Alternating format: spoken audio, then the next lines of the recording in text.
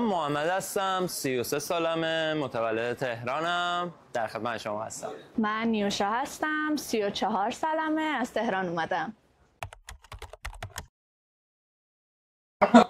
هنوز نه، چون بازی رو نمیدونیم. در ضمن ما یه همتیمی دیگه هم داریم ما.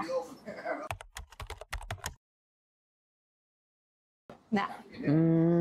ببینید، فکر کردیم که چه اتفاقی میفته، ولی خب به نتیجه نرسیدیم چون نمیدونیم روال بازی چجوریه، برنامه چجوریه. والا من یکی از دوستان بازی رو به معرفی کرد و خواستم که یه چالشی برای خودم ایجاد کرده باشم.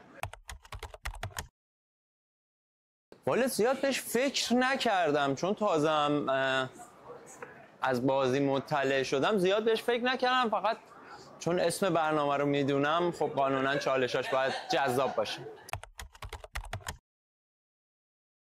نقش خیلی نقش نمیتونم بازی کنم، بیشتر شوام خودمم.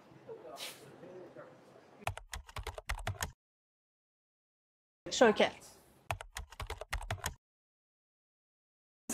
میشه با سیبیلام کار نشته باشید بقیه رو بزن هرچی. پس سیبیل مثلا موهای سرت هم بزنید. پس موهای سر بزنید، مشکل ندارم. سیبیلم آخه بزنی میشه 5 سالم. نه، من همه بازی ها رو جدی انجام میدم، حتی بازی های منچم که بازی کنم منچم رو جدی بازی میکنم، ولی هر چیزی رو فدا هیچ موقع نمی کنم. آخه باید یه ارزشی داشته باشه هر چی که بخوایم فدا کنیم. واقعا فکر میکنی آدم باهوشی هستی یا وانمود میکنی که باهوشی؟ وانمود نمی کنم ولی نمیگم من خیلی باهوشم، در حد خودم یه هوشی دارم. به نظرت مردم در مورد تو چی قضاوت میکنن؟ آیا تو رو یه قهرمان میدونن یا یه شخصیت منفی؟ شخصیتم زیاد منفی دیده نمیشه، بخوام بگم منفی دیده میشه، ولی قهرمانم نه. قهرمان اگر باشم من برای چند نفر دور و بر خودم شاید بتونم تلاش کنم که قهرمان باشم. تا حالا پشت سر کسی حرف زدی؟ آره، حرف زدم. خب پیش میاد دیگه، قانونا. تا حالا شده به خودت دروغ بگی؟ دروغ که نه، رویا بافیای بیش از حد کردم که مثلا رسیدم بهش خیلی سخت بود برام، ولی رویا بافی میکردم که مثلا یه ماه دیگه بهش میرسم. فکر میکنی مردی که بیشتر محبوبیت داره یا مردی که بیشتر قدرت داره؟ من قدرت رو ترجیح میدم. اگه یک نفر جلوی دوربین بهت بی احترامی کنه سکوت میکنی یا جواب میدی؟ جلوی دوربین سکوت میکنم، ولی اگر بیرون باشه من همیشه از حق خودم دفاع کردم. تو زندگی واقعیت بیشتر ازت میترسن یا بهت اعتماد دارن؟ اعتماد رو دارن. شخصیتم جوری هست که اعتماد بهم کنن، ولی ترسناک نیستم. نه، نمیترسه کسی ازم. تا حالا شده جلوی آینه جوری رفتار کنی که جذاب به نظر برسی؟ همیشه تمرین میکنم، مثلا جذابیت چیز قشنگیه، دوست دارم. به نظر میرسه سیبیلای قشنگی داری. دوستشون داری؟ 100%. اگر شوکه بازی سیبیلای شما باشه چی؟ حذف سیبیلای شما. ما درخواست میکنیم که نباشه، ولی اگر نشه اومدیم که بازی جدی انجام بدیم، میزنیم، مشکل نداره. اگه قراره عاشق بشی توی بازی، البته بیشتر دنبال دل هستی یا ظاهر؟ ظاهر زیاد واسم مهم نیست، بیشتر دل خودم مهم. از 1 تا 10 به خودت چه نمره‌ای میدی؟ خودم رو دوست دارم 9.5. فکر میکنی زیاد نیست؟ نه، احساسم به خودم مشکلی نداره. نمیگم کسی در موردم یه همچی احساسی داشته باشه، من نسبت به خودم یه همچی احساسی دارم. البته منم الان فکر میکنم احساست رو دوست دارم. شما عزیزی. فکر میکنی اگه برنده $10,000 بشی میتونی گذشت کنی از اون $10,000؟ کلشو نه، چون خودم هم به مقدارش نیاز دارم. ولی خب آره، اگه فکر کنی شوکه بازی اینه که 10,000 تا رو ببخشی و مجدد 10,000 تا ببری، اون موقع چی؟ اونجوری قبول میکنم، مشکل نداره. قرار نیست شوکه بازی بهت گفته بشه. در جریان که هستی. خب دیگه جریان بازیه دیگه، اگه مسیرش اینجوری پیش بره مجبوریم که قبولش کنیم دیگه. فکر میکنی اینجا رقابت یا رفاقت؟ ببینید ما همه اومدیم اینجا یه بازی رو انجام بدیم که ببریم و هم یه سری تارگت ها واسه خودشون دارن، ولی در قالب رفاقت به نظرم پیش بره که نخواهیم همدیگر رو خراب کنیم، خب خیلی بهتر. اگه فکر کنی که جایزه 10,000 دلاری یک غذای خوشمزه 10,000 دلاریه و اون رو شما ببری، چه حسی بهت دست میده؟ 10,000 دلار چه غذاییه؟ میتونه از روکش طلا باشه اون غذا. خب میفروشمش، نمیخورم. 10,000 دلار پول غذا اون نمیدم. غذا فاسد میشه. میخورم دیگه، میخورم و قصه میخورم. فکر میکنی تو بازی میتونی زد و بند با کسی انجام بدی؟ با دوستات؟ خودمونیم، بین خودمون میمونه. ببین زد و بند، آخه ما هیچی از بازی نمیدونیم که بخوایم در موردش زد و بند کنیم. توی بازی هم که بفهمیم، فکر میکنم اینجوری که حالا من اطلاع دارم تیمیه، با تیم خودم زد و بند میکنم. آره چرا که نه. حقیقت یا جسارت؟ حقیقت. به نظرت قوی ترین آدمی که میتونه بهت کمک کنه تو این بازی پسر یا دختر؟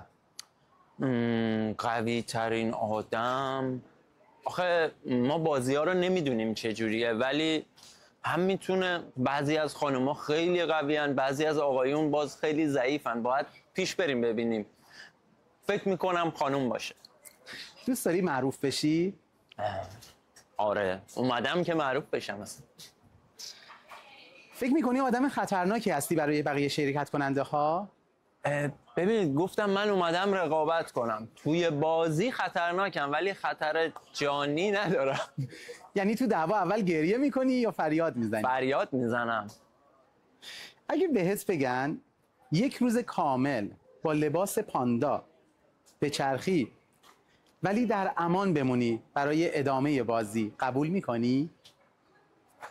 آره مشکلی نداره، جز چالش‌های بازی محسوب میشه. خیلی سریع به من بگو، اگه بخوای یکی رو حذف کنی و یکی رو کمک کنی، به کی کمک میکنی، کی رو حذف میکنی؟ زود، تون سریع. ببینید خب من به دوستای خودم کمک میکنم، با اونایی که کمتر ارتباط دوست دارم حذفشون میکنم. قانونا این شکلی باید باشه. خیلی خوشحالم پیشتونم. امیدوارم همه چی خوب پیش بره، کنار هم تایم خوبی بگذرونیم و چند تا دوست خوب. شعار هنوز نه انتخاب نکردیم، ولی یا مرگ یا پیروزی و عدم نمیره. با دوستم داشتیم خیاطی میکردیم و خیلی اشتباههای زیادی داشتم توش و خیلی خرابکاری کردم. آمادگی کامل داری واسه بازی؟ بله حتما. فکر میکنی این بازی رقابت یا رفاقت؟ قطعا رفاقته.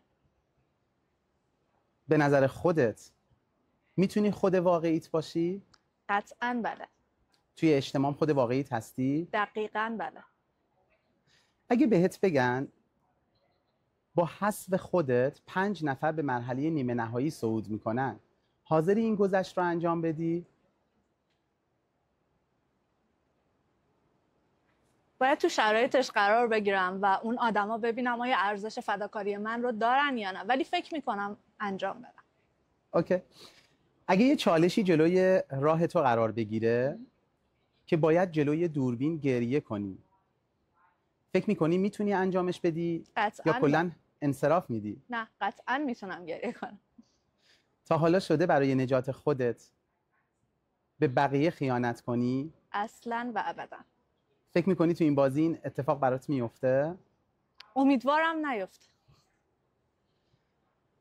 اگه لازم باشه برای موندن به دروغ بگی یکی از شرکت کننده ها دزد بوده، آیا این کار رو میکنی؟ اصلا و ابدا.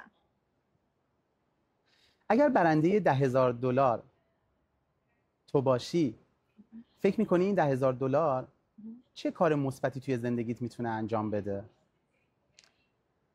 قطعا یه بخشش رو واسه پیشرفت خودم میذارم، پیشرفت کسب و کارم میذارم و به خانواده‌م هم خیلی کمک میکنم.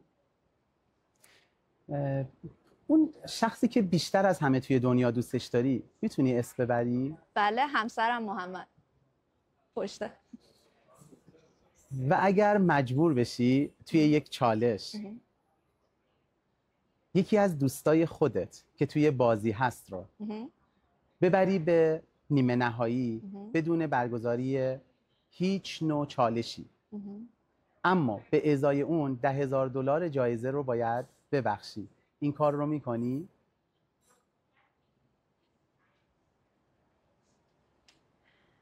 دوستی که اینجا باهاش آشنا شدم، نه، یکی از دوستایی که توی شرکت، یعنی جزء شرکت کننده ها باشه.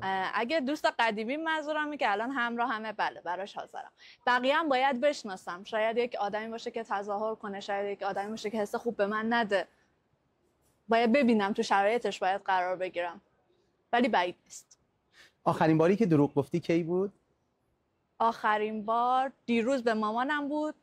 حوصله نداشتم، حالم اصلا خوب نبود و بهش گفتم خوبم، نگران نباش. در مورد برنامه شوکر چیزی میدونی؟ میدونم که یک برنامه بر پایه معرفت و انسانیت و دوستی و همین جذبم کرده که تو شرکت کنم. فکر میکنی محوریت این برنامه روی انسانیته؟ دقیقاً بله. با تعریفایی که شنیدم دقیقاً همچین حسی دارم. چی شد که حاضر شدی تو این برنامه شرکت کنی؟ اگه بخوام حقیقت رو بگم، من با دوستم اومده بودم که ببینم چی به چیه و خودم خیلی بیشتر فکر کنم از اون ترغیب شدم که شرکت کنم توی مسابقه. فکر میکنی کسی داره شما رو کنترل میکنه؟ نه. و اگه بفهمی برنده جایزه $10,000 دوست خودت هست، خوشحال میشی؟ قطعاً خوشحال میشم. براش چه آرزویی میکنی؟ براش آرزوی موفقیت و پیشرفت روزافزون توی کارش و تو زندگیش دارم. حرفی نیست، بی‌صبرانه منتظر مسابقه.